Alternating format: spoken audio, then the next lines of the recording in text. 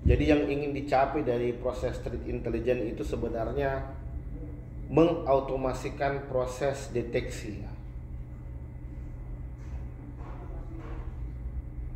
Jadi kita update terkait dengan perkembangan serangan yang ada di luar. Kemudian bagaimana caranya agar sistem kita secara otomatis bisa mendeteksi ancaman itu sebelum selanjutnya ancaman itu bisa terjadi ke dalam sistem.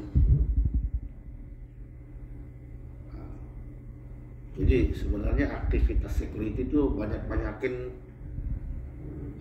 database, banyakin database serangan, banyakin update knowledge system supaya sistem kita cerdas, supaya sistem kita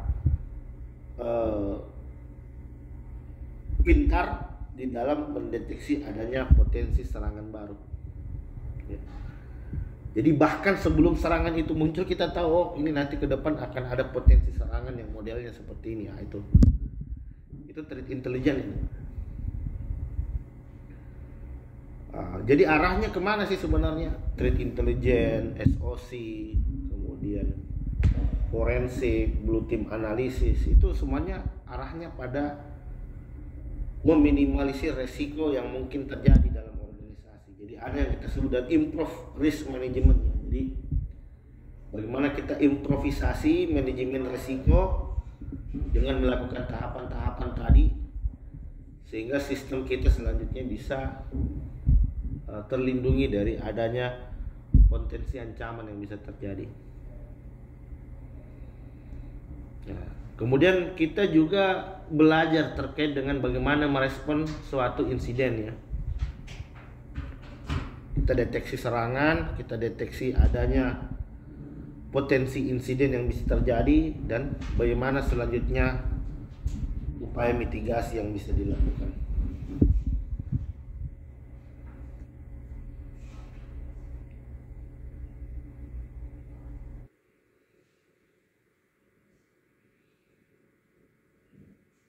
Nah, jadi ada yang kita kenal dengan threat intelligence cycle ya. Ada threat intelligence cycle bisa kita lihat di gambar. Kita bisa mulai dari tahapan identify terlebih dahulu.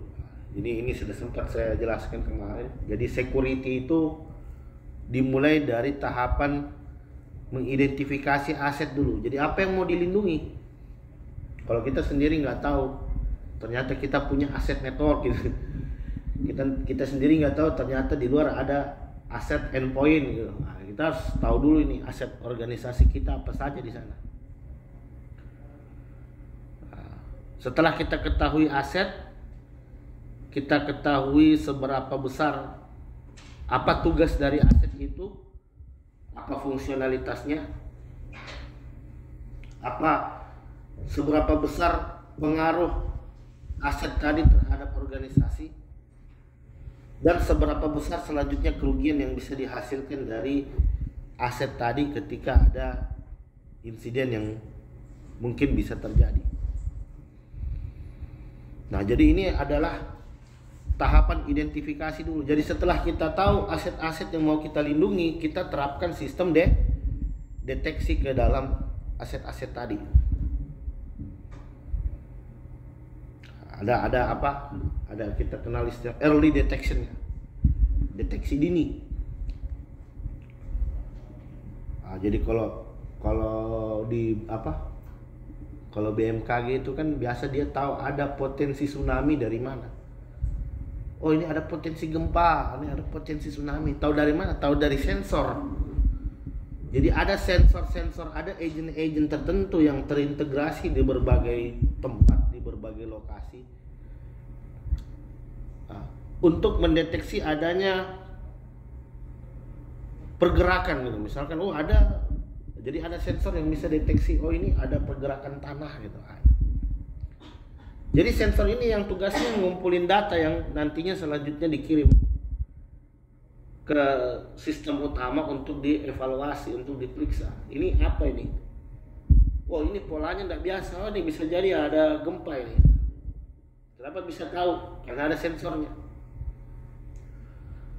karena ada agentnya. Nah, begitupun juga dalam security, kita bisa tahu ada ancaman dari mana karena ada agent yang kita fungsikan di sana.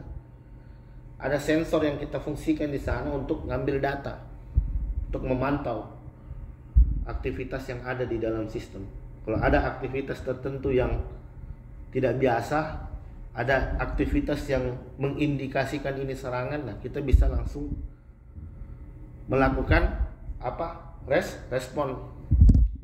Jadi tahapannya tadi dari identifikasi dulu, deteksi, baru yang berikutnya itu adalah respon. Jadi respon itu adalah reaksi yang selanjutnya kita lakukan terhadap alert ya, terhadap peringatan yang dihasilkan oleh sistem deteksi. Jadi kan dia nanti akan ngirim alert gitu ya. Dia ngirim alert peringatan bahwa ada suatu aktivitas yang tidak biasa di sana. Jadi responnya bisa apa? Responnya di sini bisa reduce the duration of attack, atau bisa suppress the impact of attack, atau enhance incident response. Artinya berbagai macam jenis upaya yang selanjutnya bisa kita gunakan untuk meminimalisir dampak daripada serangan. Misalkan apa? Kita deteksi sumber penyerangnya dari mana. Oh, ini blok IP-nya, blok jalurnya, tutup jalurnya. Ya. Isolasi aset yang diidentifikasi sedang diserang. Nah, itu kan respon-respon yang bisa dilakukan ya. Lakukan proteksi, lakukan perlindungan, terapkan IDS, firewall, IPS dan lain sebagainya. Itu kan respon, bentuk reaksi daripada adanya suatu serangan. Kemudian yang terakhir itu kita recovery. Jadi recovery ini adalah proses untuk melakukan penyembuhan, melakukan perbaikan terhadap aset-aset yang diidentifikasi sudah diserang oleh hacker misalkan, oleh suatu jenis serangan malware dan lain sebagainya. Jadi siklusnya sebenarnya cuma muter-muter di situ aja. Jadi siklusnya cuma muter-muter di situ saja. Identifikasi, deteksi, respon, dan recovery. Jadi bagaimana selanjutnya seorang SOC analis mendefinisikan daripada tahapan-tahapan yang ada ini. Mulai tahapan identifikasinya, deteksinya, responnya, recovery. Ini harus terdefinisi dengan jelas ini. Ini tugas utama seorang blue team, tugas utama seorang SOC analis ya. Jadi udah ada flow-nya, udah ada flow atau SOP atau kerangka kerja yang selanjutnya kita jalankan dalam upaya threat intelligence, tentunya dalam upaya pengamanan sistem.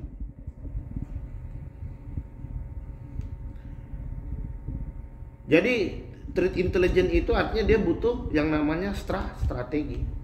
Jadi threat intelligence itu strategi ya.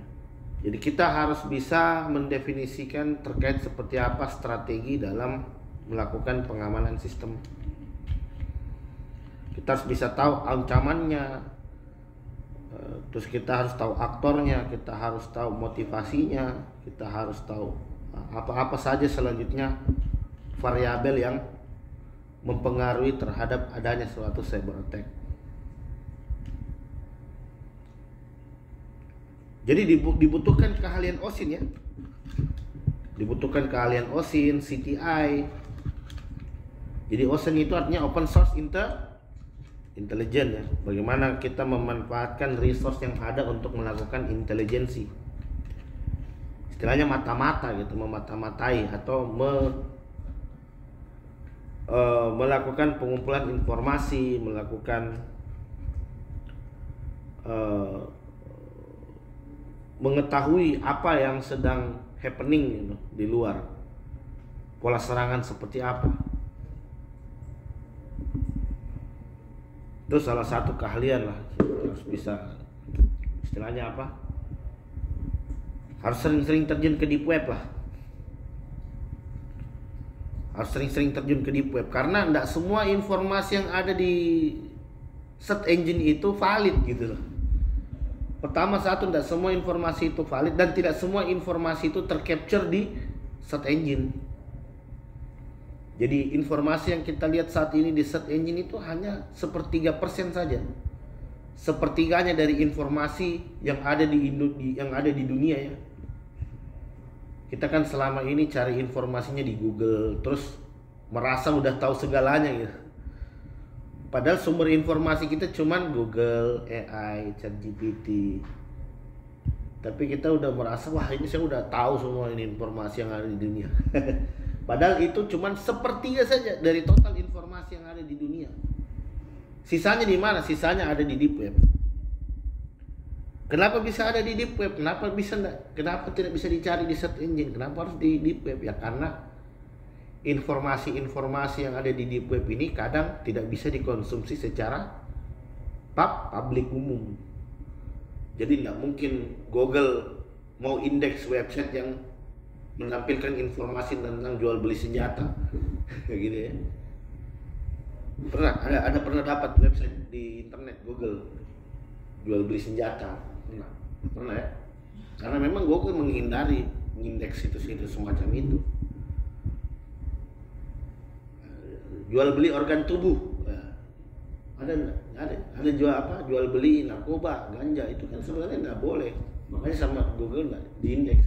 Tapi situs itu bisa dicarinya di mana? Di deep web, di dark web, di sana carinya. Dan cara masuknya juga berbeda dengan cara kita melakukan pencarian informasi di search engine. Kadang kita harus terhubung ke VPN ya. Ada Tor ya, Tor VPN. Terus kita menggunakan browser tertentu yang memang hanya digunakan untuk kebutuhan akses ke deep web. Nah, di situ tempat berkumpulnya para hacker. Mereka jualan data di sana, jualan exploit, jualan pilot, jualan ransom. Nah, jadi kita bisa saja misalkan perusahaan kita menggunakan tools A, tools B, tools C gitu. Oh, perusahaan saya pakai database A, database B. Kita masuk ke deep web, terjun ke deep web untuk mencari tahu ada enggak tools atau ada enggak semacam exploit atau pilot yang memang mentargetkan sistem saya di dalam organisasi. Nah itu jangan-jangan ada lagi di sana diperjualbelikan. Nah kita nggak tahu gitu. Karena kita tidak proaktif untuk mencari tahu informasi itu. Sedangkan hampir semua informasi itu ada di deep web di sana. Tapi deep web itu nggak sehoror yang kita pikirkan ya, cuma paradigmanya aja kita. Soalnya dia pakai kata-kata yang negatif ya, dark web, deep web. Tapi nggak semua informasi yang ada di deep web itu negatif, nggak semuanya. Cuman istilahnya aja yang kadang dibikin horor gitu. Tapi nggak seperti itu. Itu cuman informasi biasa. Kecuali mungkin Anda mengunjunginya ke situs-situs yang memang identik dengan hal negatif, misalkan jual beli senjata sudah fix. Tapi ada dokumen-dokumen tertentu, misalkan temuan-temuan tentang security yang tidak bisa dipublikasi, itu bisa saja kita akses di deep web.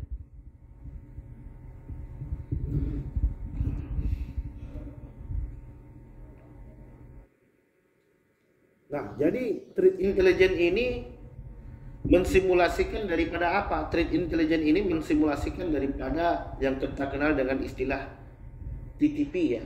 Dari TTP itu taktik, teknik, dan prosedur. Taktik yang digunakan oleh seorang hacker, tekniknya, dan caranya. Ya, prosedur itu caranya.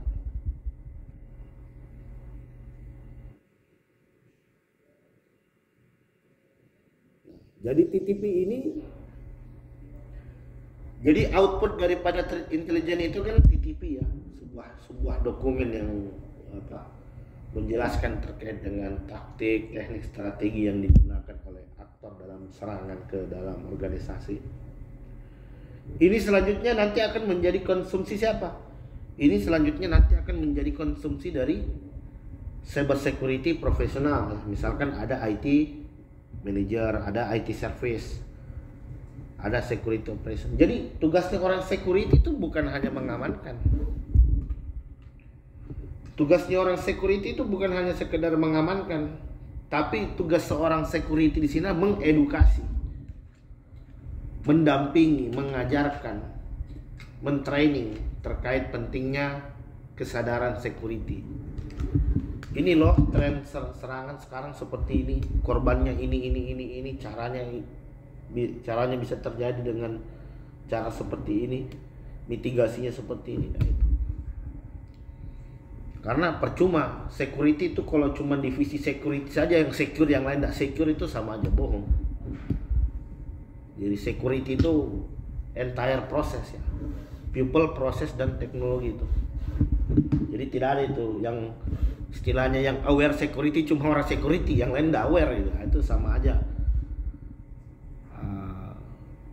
sama aja bohong gitu. Ada yang sadar tentang keamanan, tapi ada yang tidak gitu. Itu yang tidak sadar dengan keamanan ini yang kadang menjadi akar permasalahan gitu. Dia tidak paham, dia tidak tahu ancaman serangan, dan dia lakukan itu. Nah, itu.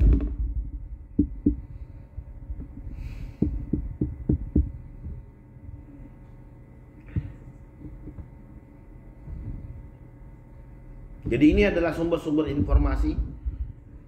Sumber-sumber informasi itu dari campaign report, dari malware, dari incident report. Jadi misalkan kalau kita bisa saja dapat informasi terkait dengan ancaman cyber itu dari rekanan, misalkan dari perusahaan telekomunikasi punya rekanan dengan perusahaan-perusahaan lain. Jadi membentuk suatu apa istilahnya, community ya, membentuk suatu community ya. Jadi bisa saling sharing terkait dengan informasi cyber attack di sana. Jadi belajar yang paling baik itu adalah belajar dari pengalamannya orang. Makanya pengalamannya orang itu mahal. Kenapa? Karena dari belajar pengalaman, dari belajar dari pengalamannya orang, kita terhindar dari apa yang dialami oleh orang itu gitu ya. Saya pernah kena serangan melalui ini. Nah, itu informasi yang berharga supaya kita jangan sampai jatuh dengan orang pernah ngalamin dan kita ikut ngalamin juga gitu. Jadi jangan. Jadi kita belajar dari orang agar kita nggak ngalamin gitu. Makanya experience itu mahal, knowledge itu mahal. Kenapa? Karena dari situ kita bisa terhindar. Dari situ kita bisa memproteksi sistem. Sehingga proses threat intelligence ini memang butuh effort, butuh biaya, butuh waktu. Jadi perusahaan harus mau ngeluarin dana. Untuk apa? Agar timnya bisa threat intelligence, bisa keluar gitu untuk mencari tahu informasi, untuk update. Jadi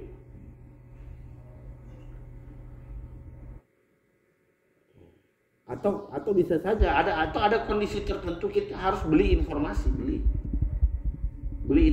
karena memang informasi itu penting, berharga untuk organisasi. Jadi tidak ada salahnya selama itu informasi yang bisa memberikan keuntungan kepada perusahaan, atau informasi itu bisa melindungi perusahaan dari adanya ancaman. Karena kadang perusahaan tertentu juga tidak semudah itu ya. Enak banget tuh kasih ke orang gitu. Saya aja habis kena serang pakai itu, saya mau orang lain kena juga gitu aja. Ada juga yang seperti itu ya. Jadi informasinya di keep gitu supaya orang lain juga bisa kena.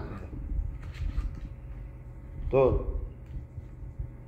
atau boleh tapi harus beli, ada juga yang seperti itu. Makanya security ini kadang sudah menjadi bisnis gitu ya. Security itu kadang menjadi bisnis, dan tidak hanya masalah ini, bahkan hacker pun itu sudah dijadikan sebagai profesi. Jadi kompetitor itu tidak ragu-ragu gitu. Kompetitor tidak ragu-ragu membayar hacker untuk ngehack ke perusahaan kompetitor. Ada duit nih, tolong kamu hack perusahaan A, cari tahu mereka lagi ngembangin apa. Nah, jadi makanya pernah dengar gini, ada perusahaan dia udah jor-joran gitu. Dia udah ngeluarin biaya besar untuk riset, beli A, beli B, beli C, bikin prototipe ini, prototipe itu, bikin aplikasi ini. Tidak tahunya 1 bulan kemudian perusahaan kompetitor rilis dengan fitur yang sama, dengan desain yang sama, dengan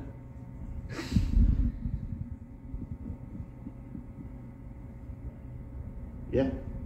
Jadi perusahaan yang sudah ngeluarin budget banyak, ternyata kompetitor yang rilis dengan versi yang sama. Jangan-jangan Anda sudah diretas.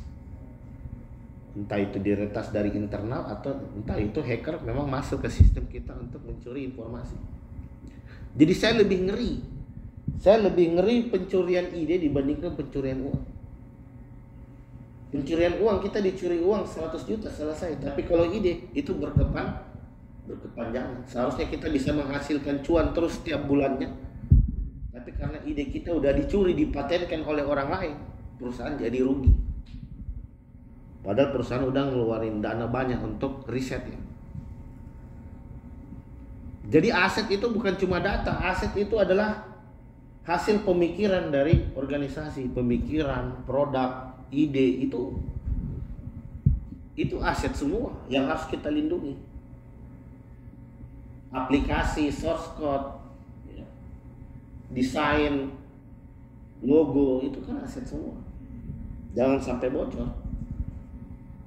Udah boleh dikonsumsi publik kalau sudah dipatenkan, aman. Tapi kalau belum dipatenkan, tiba-tiba udah dicuri orang, terus dia klaim ini ide saya, kita nggak bisa menyangkal karena memang pada awalnya kita belum patenkan. Betul tidak? Jadi itu lagi tren, itu di industri lagi trennya seperti itu. Pencurian ide, pencurian informasi, pencurian HKI ya, hak kekayaan intelektual. Jangan jauh-jauh lah, jangan jauh-jauh.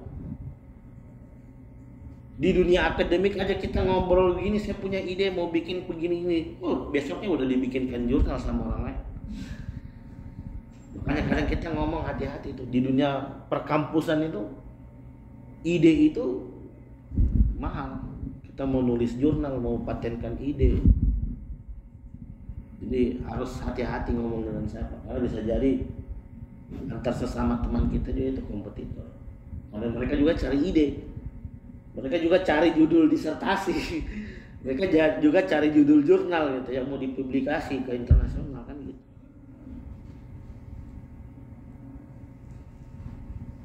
Jadi ide itu mahal.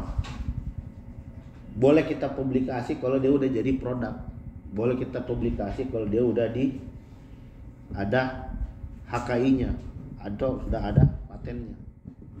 Jadi kita harus bisa mengamankan ide-ide kita dari adanya upaya pencurian informasi, hacker gitu ya, hacker.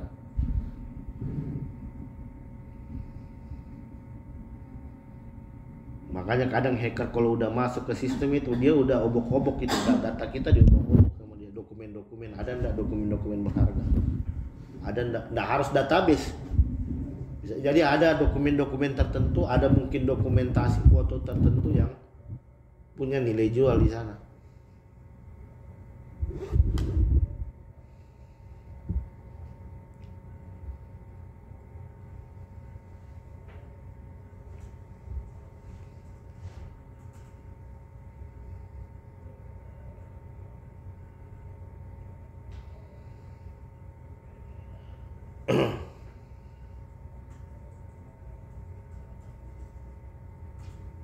Nah, jadi ini kita sambil demo ya.